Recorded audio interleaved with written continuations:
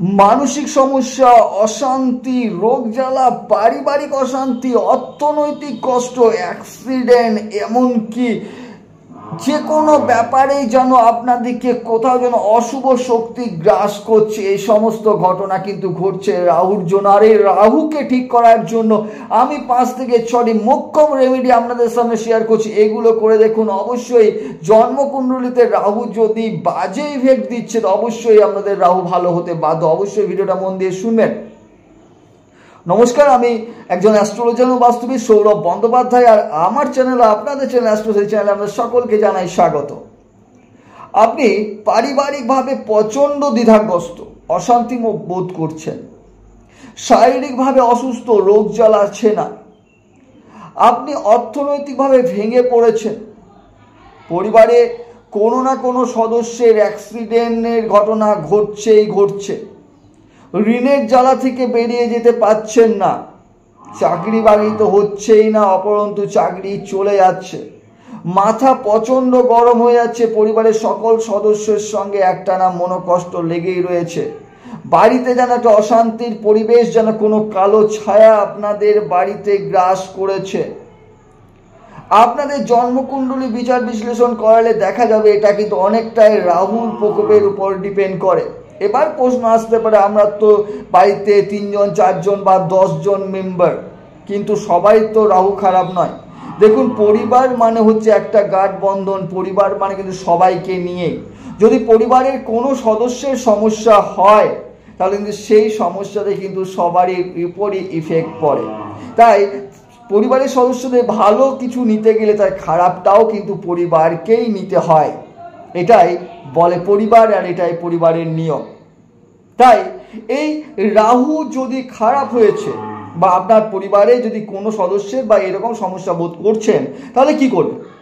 প্রথম কথা হচ্ছে, একটা পিতলের কলসি নেবেন, পিতলের একটা ঘটি নেবেন, এবং এই পিতলের ঘটিটা গঙ্গা জলে পরিপূর্ণ করবেন এবং পিতলের ঘটিটাকে আপনাদের মন্দিরে, যেখানে মন্দির আছে সেখানে স্থাপন করে দিন। দেখুন আপনাদের রাহু ভালো হতে শুরু করবে। এটা প্রথম। দ্বিতীয় কি করবেন? দ্বিতীয় কি হচ্ছে যে বাড়িতে আপনাদের যে সমস্ত মেডিসিন পড়ে থাকে, আমি অনেক বাড়িতে দেখেছি মেডিসিন পড়ে আছে তো পড়ে আছে, বাড়ির যারা মেডিসিন ইউজ করে তারা জানেই না মেডিসিনটা এক্সপায়ারি ডেট চলে গেছে, কিন্তু ওই মেডিসিনটা বাড়িতে পড়ে আছে। তাই আজ থেকে যে সমস্ত মেডিসিনে এক্সপায়ারি ডেট চলে যাবে সেই মেডিসিন কোনো অবস্থাতেই বাড়িতে রাখবেন না। এতে কিন্তু রাহু খুব খারাপ হয়, রাহুর ব্যাড ইফেক্ট কিন্তু আপনাদের উপর পড়তে শুরু করে। 3 নাম্বার কি করবেন? 3 নাম্বার যেটা করবেন, যদি সম্ভব হয় প্রতিদিন কোনো পবিত্র নদীতে বা বহমান যে নদী রয়েছে সেই নদীতে স্নান করতে শুরু করুন। এতে কিন্তু আপনাদের রাহু ভালো হতে শুরু করবে। 4 নাম্বার কি করবে? বাথরুমকে কোনো মতে অপরিষ্কার পরিচ্ছন্ন রাখবেন না। বাথরুম খুব ক্লিয়ার রাখবেন, বাথরুম খুব পরিষ্কার পরিচ্ছন্ন রাখবেন।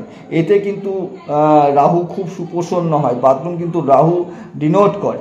তাই বাড়িতে কোনো অবস্থায় ক্যাকটাস জাতীয় গাছ বাড়িতে রাখবেন না। এই ক্যাকটাস জাতীয় গাছও কিন্তু থাকলে বাড়িতে কিন্তু বাস্তু দোষ তৈরি করে এবং রাহুরও কিন্তু একটা সমস্যা তৈরি করে। আর যেটা করবেন না সেটা কি, কোনোরূপ বন্ধ ইলেকট্রনিক্স গ্যাজেট বা ইলেকট্রনিক্স দ্রব্য বা ইলেকট্রনিক্স জিনিসপত্র বা ঘড়ি টড়ি যদি বন্ধ পড়ে থাকে তো অবশ্যই বাড়িতে রাখবেন না। সেই ঘড়িটাতে ব্যাটারি লাগিয়ে চালু করার ব্যবস্থা করুন, এবং ইলেকট্রনিক্স গ্যাজেট যদি কোনোটা খারাপ হয়ে পড়ে আছে বাড়িতে না রেখে সেটাকে ফেলে দেন এবং অন্যত্র কোথাও সরানোর ব্যবস্থা করুন। দেখুন আপনাদের রাহু কিন্তু অটোমেটিকলি ভালো হতে শুরু করবে। আর যে সমস্যাগুলো বোধ করছেন সেই সমস্যাগুলো কত তাড়াতাড়ি চুটকির মধ্যে কিন্তু আপনারা মুক্তি পেয়ে যাচ্ছেন। যেগুলো বললাম অবশ্যই করে দেখুন, হাতে নাতে ফল পাবেন। যারা প্রথম আমার চ্যানেলটিকে ভিজিট করছেন, এখনও সাবস্ক্রাইব করেননি, তারা অবশ্যই সাবস্ক্রাইব করে দিন আর নোটিফিকেশন বেলটা অন করে দিন আরও সুন্দর জ্যোতিষ সংক্রান্ত, বাস্তু সংক্রান্ত ভিডিও ও তথ্য পাওয়ার জন্য। আজকের মধ্যে এই পর্যন্তই। মায়ের আশীর্বাদ আপনাদের অবস্থিত হোক। ভালো থাকুন, সুস্থ থাকুন। নমস্কার।